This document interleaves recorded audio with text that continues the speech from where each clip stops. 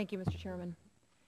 Mr. Connor, I have a couple of questions for you, and I think that specifically you talked quite a bit about certainty and sustainability, and then it was very encouraging to me to also hear you talk about fulfilling commitments, because I have a curiosity about how you prioritize the dollars that come through the Bureau of Reclamation. Talking about climate change and river restoration and those things tend to be a priority, but I'm wondering where people factor into that and getting critical water needs met within specific projects that have been out there. I know that there's many projects in the past that have been authorized but haven't been completed. And I know that when you prioritize within those projects that you're sending dollars to, you look at if they touch Native American tribes, you look at how near they are to completion. But in many of these projects, the local communities have invested dollars, the state has invested dollars, and these people are waiting for high quality water. Or hundreds of thousands of people for these dollars to come in and finish these projects.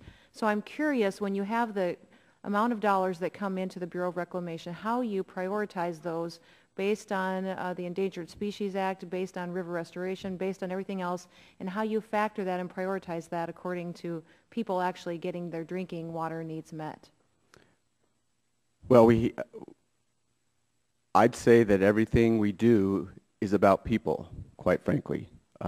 First of all, when we prioritize our budget, we look at what do we need to operate, maintain, and take care of the infrastructure and the ongoing obligations that we have to our water contractors. Quite frankly, we can talk about the ESA in the abstract, or we can talk about river restoration, but to me, those are fundamental parts of our mission, because if we do not take care of and comply with the Endangered Species Act, if we are not addressing the effects of our operations on the environment, then under the laws that we operate, whether they're federal or state, we will not be able to deliver water and generate power which benefits people, or sustain the economies built up from a recreational standpoint from living rivers that are healthy rivers too. So that certainly, to me, is part and parcel of our overall set of responsibilities that are critical to address the needs of people. Drinking water is, you're absolutely correct, that is fundamental, and we have a very strong need there. We have certainly prioritized the work we're doing on Indian water rights settlements. Congress has directed us to implement a number of these settlements by a certain date out there, so in our limited budget resources, we're trying to do the best we can to manage to make sure we can meet those commitments. Our rural water projects, of which are very important to your state, and I certainly appreciate that. Quite frankly, we're down this year in this budget in that rural water project funding. We have prioritized the Minnewachuny project because of the cost of completion, or where it is in the ability to complete that project, as well as fundamentally our operating and maintenance costs for those rural water projects are the priority. I can say that we were very happy to be able to invest $232 million of our Recovery Act dollars in the rural water programs. And that helped us greatly to get over the hump with some of the larger pieces of infrastructure, water treatment plants, which are very costly, so that we can take whatever resources we have and try and continue to just lay pipeline and get more communities. But I acknowledge that that program is down this year. We're happy to have made the investment, but we need to look at ways to make that investment in the future. I'm sorry. Well, so when you're specifically looking at your dollars that you have available, do you have a formula that you follow as far as how you make your request known and how you specifically designate your dollars?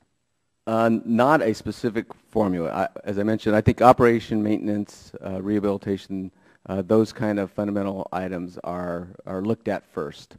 Then we look at all the other obligations we have to be able to maintain those facilities, et cetera, and operate those facilities, such as the laws that I mentioned, Endangered Species Act, et cetera.